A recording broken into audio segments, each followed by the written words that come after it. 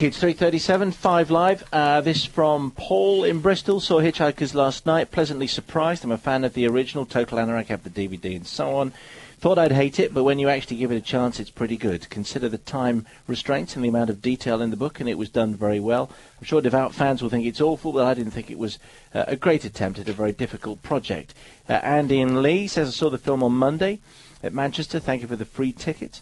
As a big fan of Douglas Adams, I was really disappointed with the film. Most of the best lines in the book were not used, but to my amazement, everyone else in the cinema was laughing out loud every minute or so.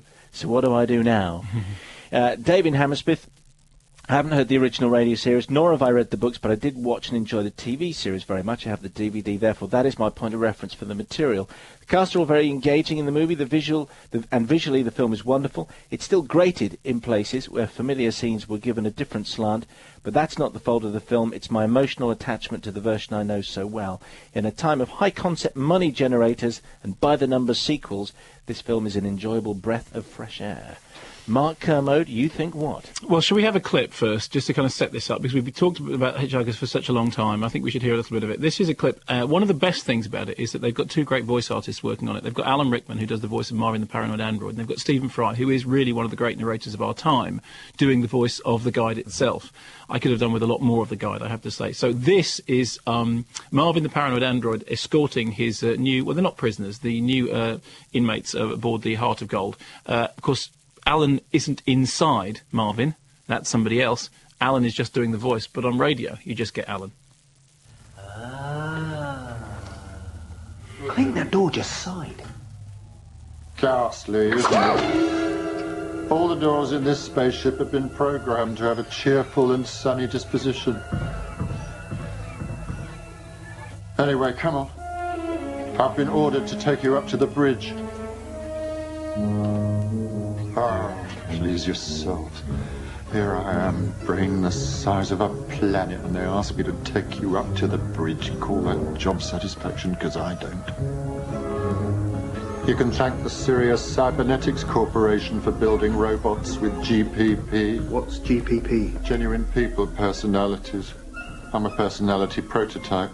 You can tell, can't you?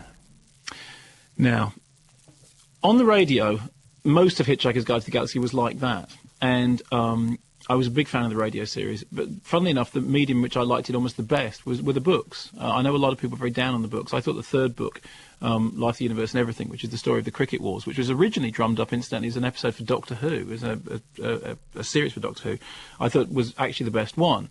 Now, one of the problems that they had attempting to put Hitchhikers up on the screen, and something that Douglas Adams himself apparently wrestled with when he was going through the various versions of the screenplay. He now receives a posthumous screenwriting and production credits. I mean, clearly it is still his baby. And according to the way it's been sold to us by the filmmakers, although there is another screenwriter on board, they have basically just done some fixes on what was essentially Douglas Adams' script. So what they want us to think, and it may be the case, is that this is essentially the thing that Adams came up with. But Adams himself worried that it might be unfilmable.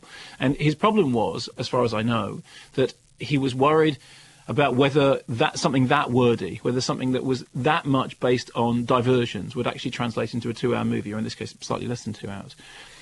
And I have to say that I think it doesn't, for exactly the reasons that Adams was worried about. Now, firstly, on the positive side, Martin Freeman is great. It's a great bit of casting as Arthur Dent.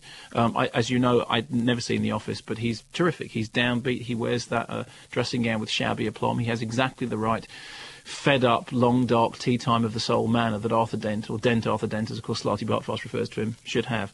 Slarty Bartfast is played by Bill Nighy, again another brilliant bit of casting, because Bill Nighy was clearly born to play the role of the field fancying Slarty Bartfast, and he does that absolutely brilliantly.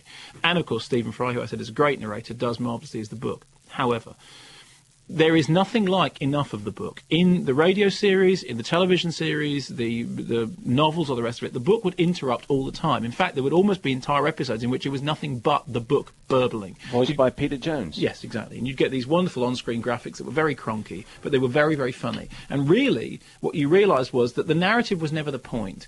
I mean, the story of Hitchhiker's Guide, the story of the Cricket Wars is the first moment that Hitchhiker's Guide actually really starts to hang together. But the first two, Hitchhiker's Guide, Restaurant at the End of the Universe, which I think there is a setup here for Restaurant at the End of the Universe to happen next, weren't really plot-driven. They were more driven by the fact that Arthur Dent, like like Adams himself, were just constantly, drifted off into wondering about other things, like how to make a cup of tea. I mean, there's a wonderful moment in the original in which they almost, Eddie the shipboard computer crashes because Arthur has spent half an hour explaining to him how to make a cup of tea. And Eddie is attempting to get his head round this.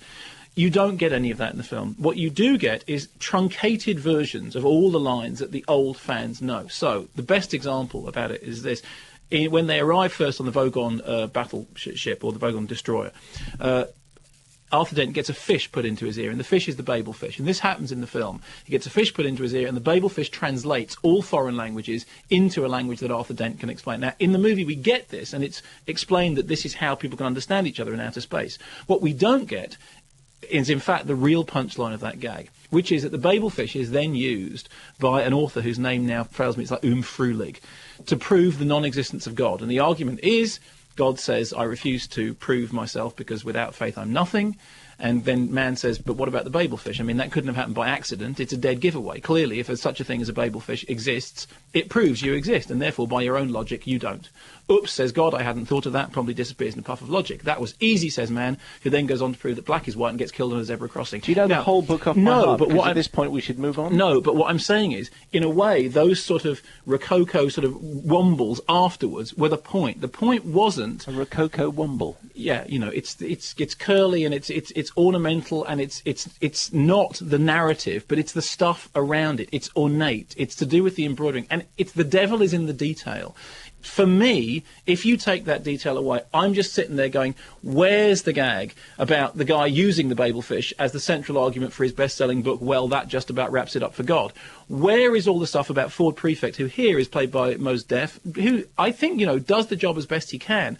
But fundamentally, it's a weird bit of casting. Obviously, from the audience's point of view, it's great because, that's fine. It theoretically opens up the American demographic. But the gag with Ford Prefect is meant to be that Arthur Dent thinks Ford Prefect comes from Guildford. And when Mos Def says, I don't really come from Guildford, you go, no, of course you don't. You're Mos Def. I mean, excuse me for figuring that out a little while ago. Nor do you get the explanation that Ford Prefect is called Ford Prefect because he skimped on his research and he thought it was a popular name that would nicely blend in, like Ford Anglia or Ford Capri, while we're on that subject. Now, what that does for me is it takes the heart out of the piece. However, I am very aware that people who had no preconceptions about Hitchhiker's Guide, who basically are the people who are going to go and see Star Wars, and what they're seeing is Star Wars with jokes, do enjoy it. And so it is entirely possible that Garth Jennings and Hammer and Tongs partnership have correctly identified the key audience for the film, which is hitchhiking virgins. But personally, I think if you're somebody who knew and loved and spent time with the book, the radio play, the towel, you are going to spend a lot of it going, and that's what I did. And that was a real problem for me. So for me, it doesn't work. I am fully willing to accept that there are others who will enjoy it. But I was left feeling a hole, wondering why me and the bowl of petunias had that strange feeling of, oh no, not again. And a number of other people wanting to join in on this. This is Danny and Carlisle. The Hitchhiker's books, first three anyway, made me cry with laughter. Saw the film last night and only laughed twice, quietly. Very disappointing, Danny and Carlisle. And Steve of the M6, Mark says there's nothing scary in Clifford. Oh, we're back on Clifford the Big Red Dog. If I saw a giant talking red dog coming toward me, frankly, I'd be absolutely petrified. More on this in just a moment. It's a fair point, though, really. I mean, if you have a 60-foot dog, it's not going to be anything other than extremely scary and should have an 18 certificate. Okay. Let's do I'm just worrying about it now, because now I'm just worrying that there's the course, I have forgotten the axe murdering sequence. And I would just say, I think my favourite bit in the first Hitchhiker's book is the whale in the bowl of petunias, which makes it into the movie, so I forgive it for that. It does make it into the movie, and they do the whale talking as the whale discovers language on his fall towards the planet and says, oh, what's this big thing coming up to me? It's big and round, it needs a round, like ground, I hope it's going to be friendly. That's one of the best moments in the film. Would that the rest of the film had been like that.